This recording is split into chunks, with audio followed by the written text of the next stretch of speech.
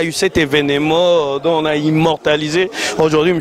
Ahmed Bakayoko en direct de Kinshasa chez ND3. Bonsoir M. Zaka. Bonsoir M. Moujangui. Voilà, aujourd'hui le Congo pleure Ahmed Bakayoko. Donc c'est-à-dire Ahmed Bakayoko, c'est parmi ces mécènes, parmi ces hommes de culture qui ont beaucoup aidé cette culture congolaise aujourd'hui, et il ne plus.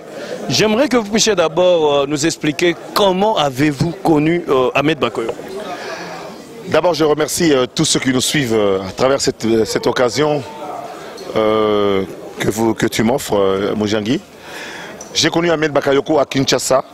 Je suis administrateur d'un grand groupe de production musicale qui s'appelle Yoshad Production, qui gère le groupe, entre autres le groupe Wenge Musica BCBG 4x4.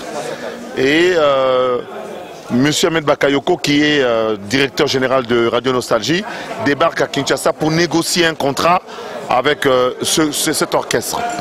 Voilà comment on fera connaissance. Il viendra même à la RTNC à mon bureau à l'époque, au 8e étage de la tour administrative. Et voilà comment j'ai connu Ahmed Bakayoko.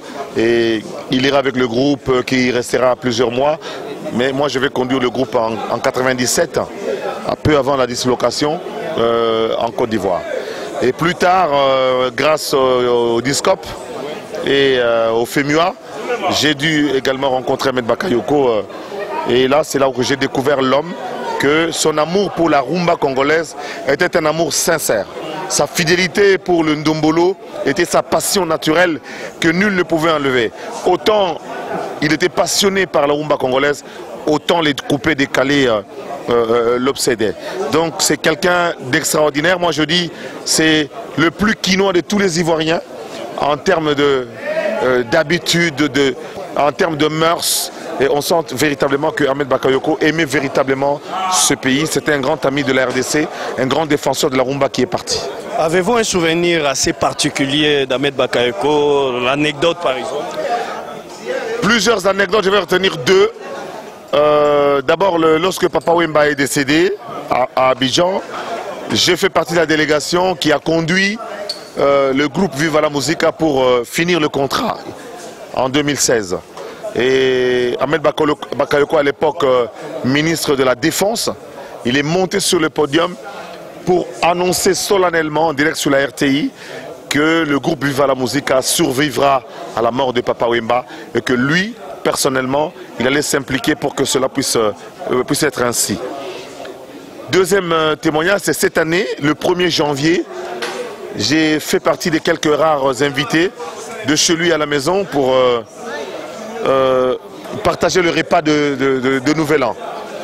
Et j'ai pris, nous étions deux à prendre des photos parce que sa sécurité rapprochée ne voulait pas qu'on l'approche beaucoup. Mais il a accepté et il m'a tenu, il a dit Baba Bassoué. Et nous avons pris cette photo-là et j'ai été choqué d'apprendre qu'il était décédé. En fait, en bac, c'est quand il est parti qu'on a compris qui il était, exactement. Sa passion pour la musique et pour la rumba particulièrement était une sorte de vocation, quoi. Voilà. Voilà. Il aimait la rumba comme un prêtre et même la religion. Une petite dernière question, il y a des gens qui vous attendent. La RDC a-t-elle rendu l'ascenseur à Ahmed Bakayoko en termes de la culture en fait? Parce que là, vous êtes parmi de gens qui sont tellement mobilisés pour pleurer ces grands hommes. Lorsque nous avons une délégation de près de 80 personnes, presque 100 personnes, des Congolais qui se déplacent du Congo ou de Paris vers Abidjan, ça veut dire simplement que c'est quelque chose d'extraordinaire.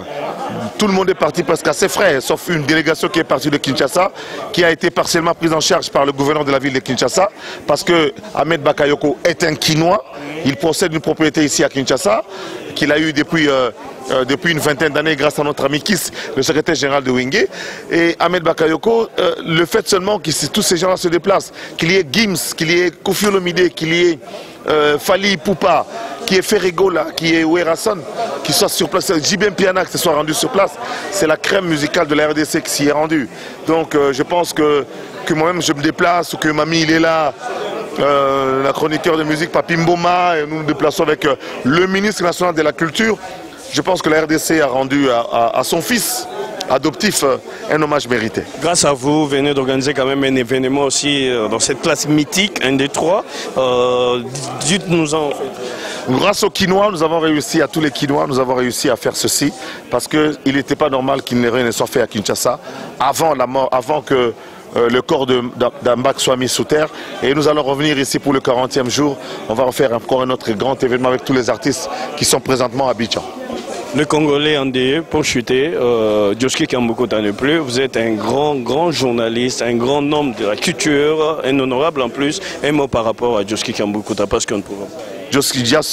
C'est une voix qui s'éteint, c'est tout un style de chant qui part. Nous avons aujourd'hui de plus en plus de jeunes à qui je recommande vivement de copier ce modèle de chant. Et ainsi va la vie. Ainsi va la vie, Dieu seul sait. Merci beaucoup. Merci.